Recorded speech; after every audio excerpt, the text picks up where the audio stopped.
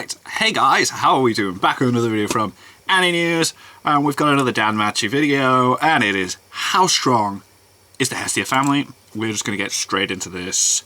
I am intrigued. Familia's overall power isn't quite the easiest topic. I can imagine, because they're not all going to be the same level, are they? Like how it is with leveling and stats. The number of adventurers and the quality of their level is something that must always be considered when comparing different familias. But just because a familia has more adventurers doesn't necessarily mean that they're stronger than a familia that has less. Quality over quantity. Will always be able to take on a massive familia like Apollo's or Soma's all by himself. Yeah. So, to really understand the entire familia's power, it's best to talk about the strength and skills of each individual adventurer. That way we can see exactly what benefits they bring to the table. So, let's do just that with every member of Hestia's familia. Okay.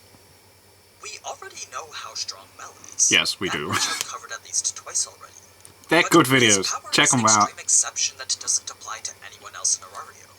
I mean, Bell by himself makes the Hestia Familia a significant yes, he definitely to be reckoned with. Pumps it up as strong as he is, though, that doesn't mean that everyone else doesn't bring their own benefits. Sure, most of them pretty much take on the role of support, but they do pretty much. That Bell wouldn't be where he is right now without their help. So let's take a look at each of the other members in the order they joined the Familia. And we'll do so by going through the 5 key trackable parameters that dictate their overall power. Sweet. This is the information that's normally found on their status. It's their level, basic abilities, magic, skills, and development abilities, all of which go towards making every adventurer's kit unique. Now, we'll start with Lily since she was technically the first to adventure with Bell. Just like every other adventurer in Arario, the rate at which she progresses her level is only marginal compared to someone like Bell. Yes, it's going to be. But compared to anyone else, they're actually a lot more normal. In any case, around the time that she first met Bell, her level 1 stats were about as minimal as they can be. Wow, okay, yeah, jeez, agility is... 15 years she'd spent God. supporting the Soma oh my Familia. god. It was strength and only endurance, after the man. Invasion arc that we actually got to see her make some decent improvement. An upgrade of about 100 across all stats in the months. This may seem very insignificant in comparison to Bell's increase of multiple levels within the same time frame. But considering that she's a supporter whose job rarely contributes directly to the battle... That's true, actually. She's not meant to be fighting, is she? To increase all basic abilities by an entire rank over the span of only 3 months, well, that's actually pretty good. Well done. Keep in mind, though, that because she is still level 1, it is a lot easier for her to improve all her abilities.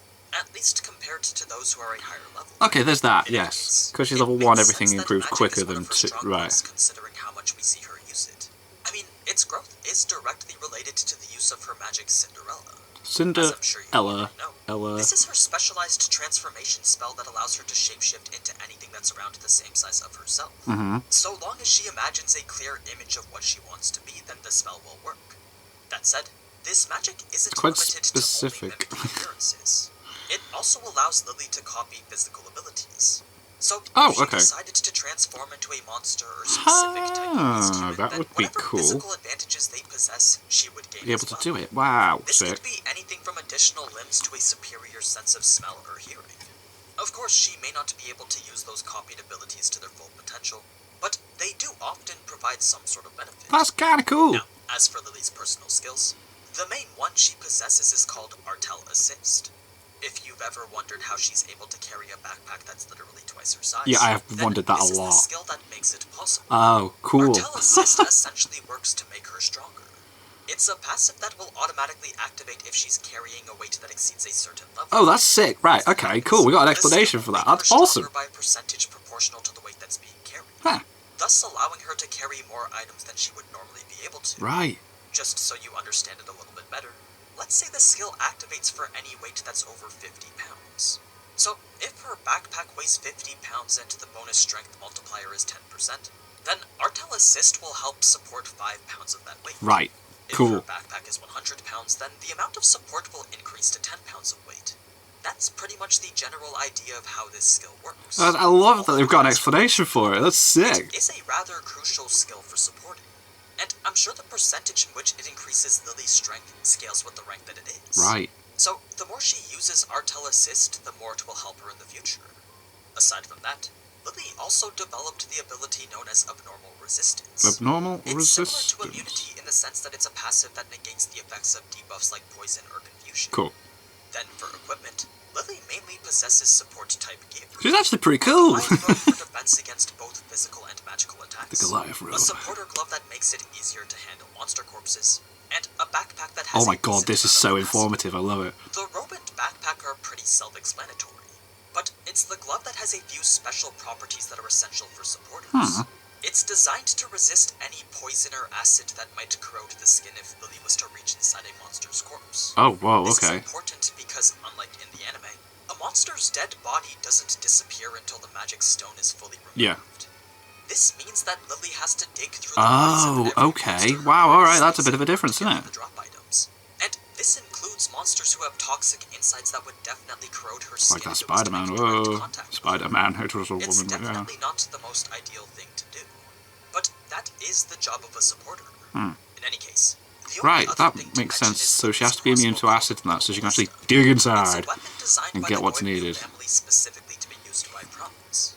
Despite its small size, it can actually do quite a bit of DPS depending on the types of arrows being used. Right. She got The different only arrows? downside, though, is its limited range.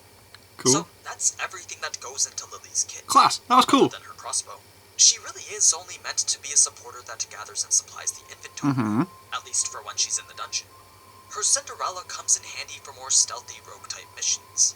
It's definitely her strongest asset for anything outside of combat. Now, moving on to Wealth. Alright, He's pretty much well. the secondary DPS of the Hestia Familia. When he had first met Belle, his stats were actually relatively high for being a level 1. Well, they're I mean, alright. all his base stats except for magic were pretty well rounded. That makes sense. So, when he survived the death march down to the 18th floor, that was the feat Wealth needed in order to make it to level 2. Right. Since then, though, he's only been able to improve his stats ever so slightly. Because Belle keeps So, taking all the kills. just the presence of another level 2 does make traversing the dungeon a lot more easy. Especially since the level up also goes to improve the quality of his smithing.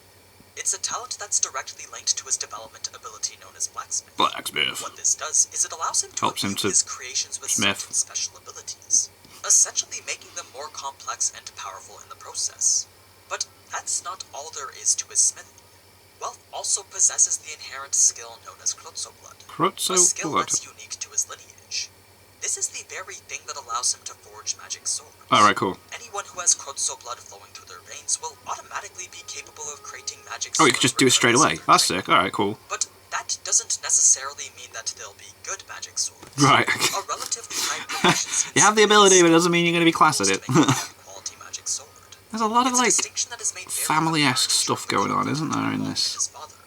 Like the Unlike bad guy in the other recent Krosos, series and that. Wealth's magic swords aren't nearly as fragile or weak. Not only do they possess a significantly greater level They of do a power, lot. but they can also be used multiple times over. On the other hand, Wealth's father is only capable of forging magic swords that break after a single use. Oh, damn! That's why Wealth was such a valued blacksmith within the Krotso family and Ares Familia. Right. His magic swords were once the key weapons used to give Rakia a significant amount of power. So his dad can only do it Power one that was time. then Ah. used to wipe out numerous elven forests during their conquest. Moving on to his magic, Wealth can cast the spell known as Will of the Wisp. Will An of the Wisp. anti-magic against fire that, if timed correctly, can also trigger the phenomenon known as Ignis Fatuus. This refers sounds to when cool. someone's magic becomes unstable. Their magic is rendered into an uncontrollable state and it eventually ends with it self-destructing. Oh, cool. So, not only does Will of the Wisp cancel the enemy target's magic, but it can also do damage if Ignis Fatuus is triggered. If as it's a result. activated, right. This makes it a very strong counter against mages. Yeah, We've but it's also not seen 100% be guaranteed, used is it? several times before against monsters like the Hellhounds. Now, moving on to his equipment.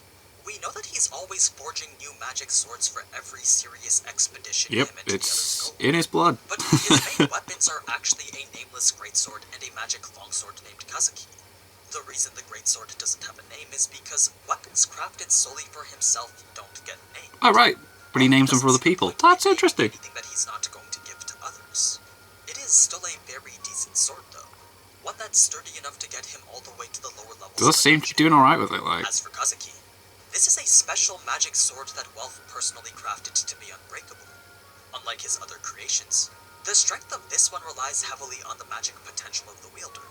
So, the more potent the user's magic is, the stronger the sword will be. Right, that's cool. Not only that, but when Welf is the one to use it, it also resonates with his blood to make it even stronger. Oh, sick. Surpassing the power of any other magic sword he's ever forged before.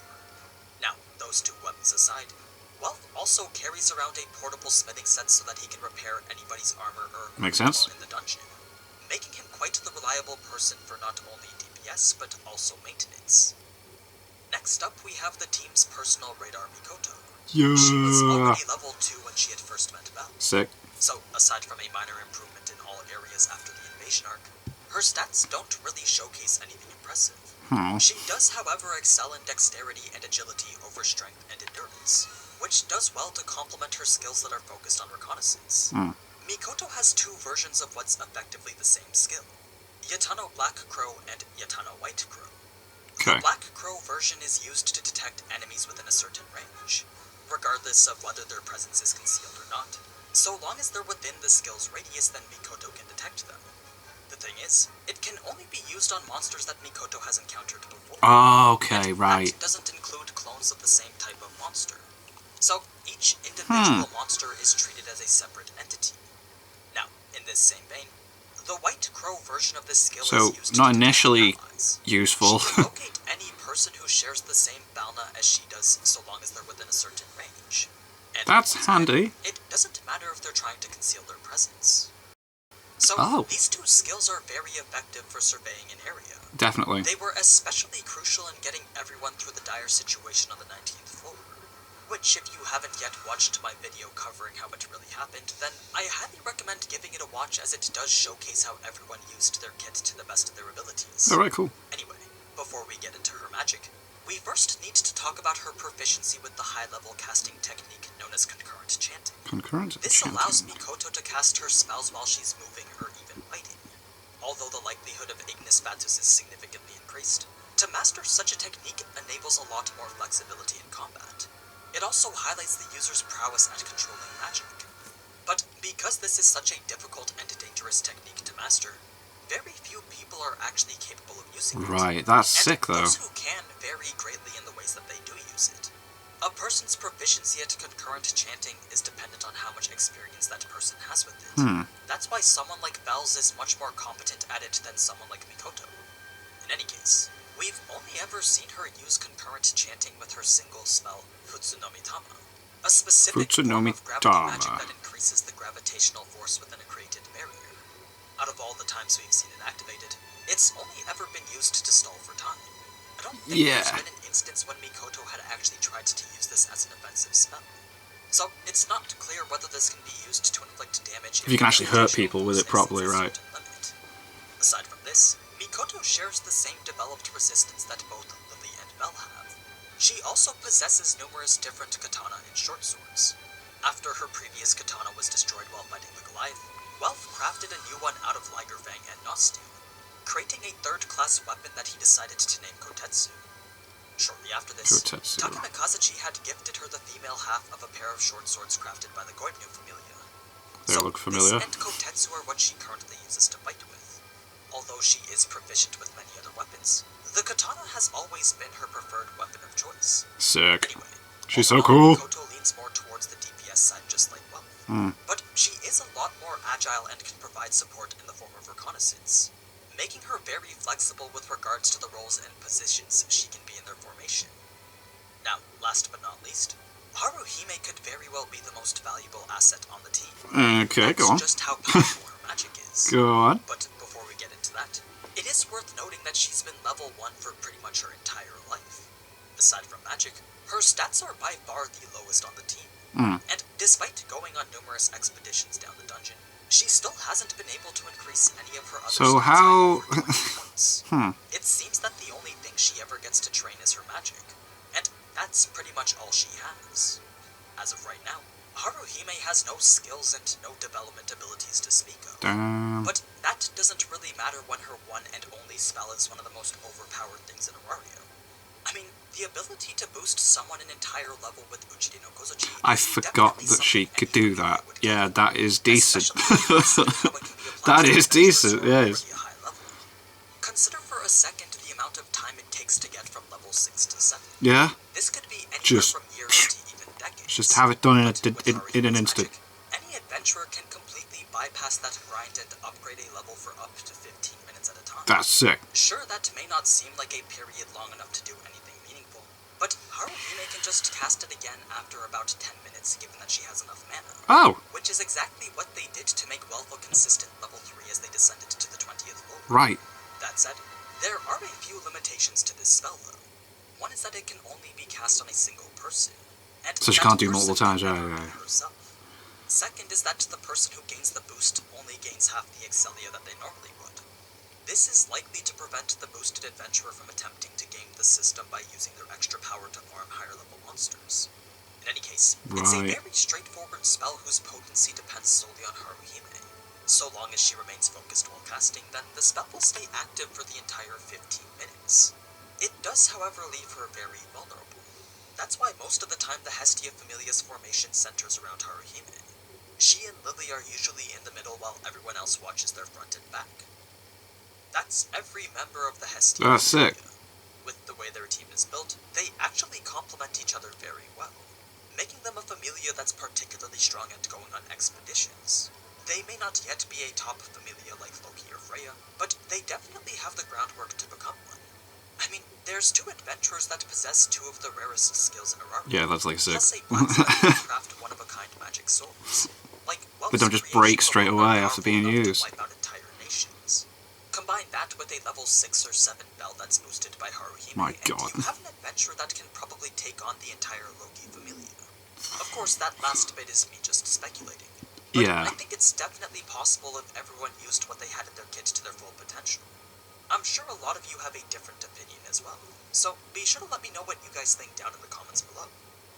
Now, before I go, thanks again to Lord of Heroes for sponsoring this video. It's sponsors like them that have been a huge help in... That was cool. I love how informative it is. I love how it like actually explains why certain people can do certain things, and it's not just an ass pull. That's great. That's cool. And I hope he covers like all the other familias and the gods and that. That's gonna be awesome. I think I'm gonna stop with the cut content videos, but every time he uploads something like that, I'm gonna check it out. So until then, thank you guys very much for watching. What do you guys think of that? What do you guys think of this? Click like, subscribe if you already. Leave comments down below. Let me know what I should watch and discuss in future videos. And I'll see you guys next time. Bye.